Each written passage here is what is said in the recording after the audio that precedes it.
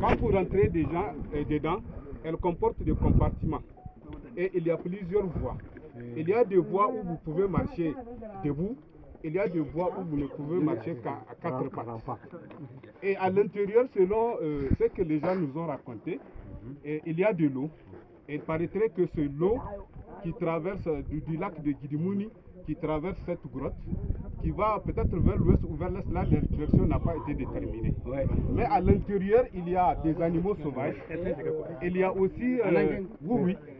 Et quand vous rentrez, il y a des producteurs agricoles qui rentrent pour ramasser les excréments de chauve-souris. Et ici, ils rentrent à 300 mètres, ils trouvent ça pour utiliser dans leur jardin. 300 mètres.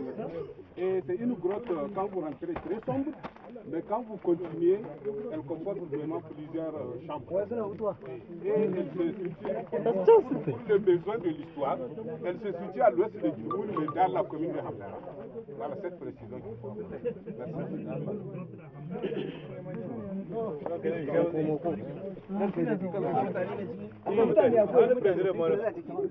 Suna hutawa ce hutawa ce Dr. hutawa PCR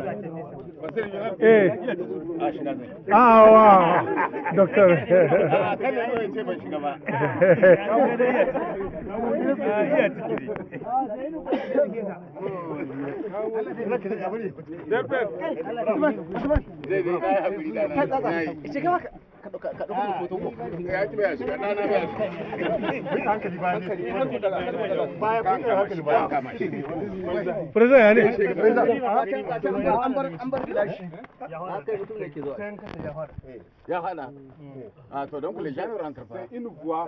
C'est une voie qui a eu ce problème.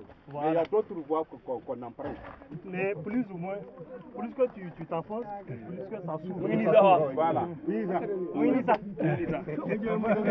Plus qu'on s'avance, plus que ça s'étend un peu. Voilà. De toute façon, il y a des endroits où tu fais tes débuts debout. Dedans. Vous pouvez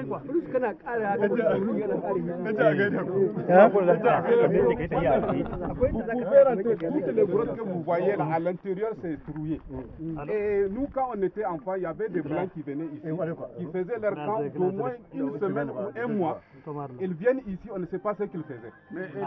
Et ils venaient ici, ils font un mois au moins. Ils font leur camp ici, ils rentrent, ils sortent, on ne sait pas ce qu'ils faisaient. Il y a des serpents. Il y a des serpents.